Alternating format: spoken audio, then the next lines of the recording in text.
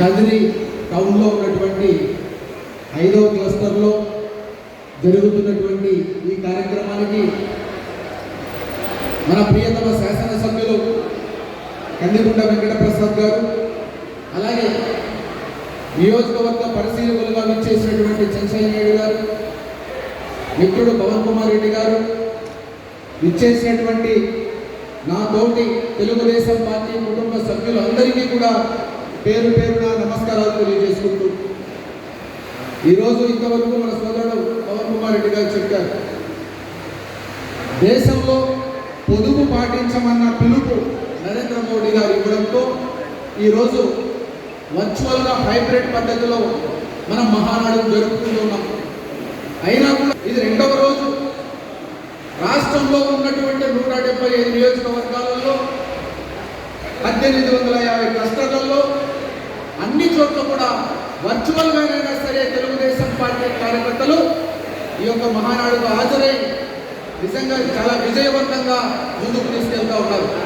అంటే దేశంలో ఉన్నటువంటి అన్ని రాష్ట్రాలకు మనం ఒక మార్గదర్శిగా మారాం.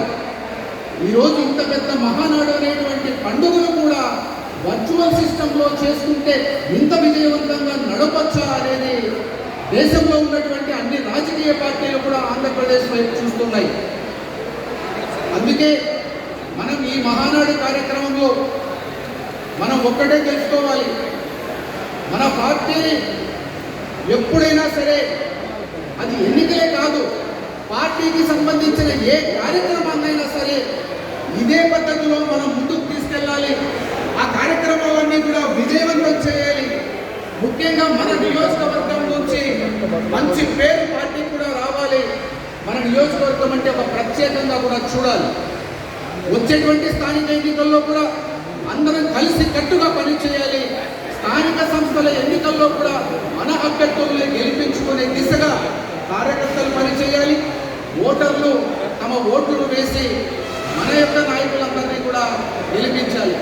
ఆ విధంగా మనందరం కూడా పనిచేసి ఒక్కటే కలిసికట్టుగా ఉండి ఏ కార్యక్రమాన్నైనా కదిరి నియోజకవర్గం నుంచి పూర్తి స్థాయిలో విజయవంతం చేద్దామనేసి ఈ సందర్భంగా పిలుపునిస్తూ మరొకసారి అందరికీ మహానాడు సందర్భంగా స్వర్గీయ శ్రీ నందమూరి తారక రామారావు గారి జయంతి ఈరోజు, ఆయనకి ఘన నివాళులు అర్పిస్తూ ఒక్కసారి జోహార్లు పలుకుదాం.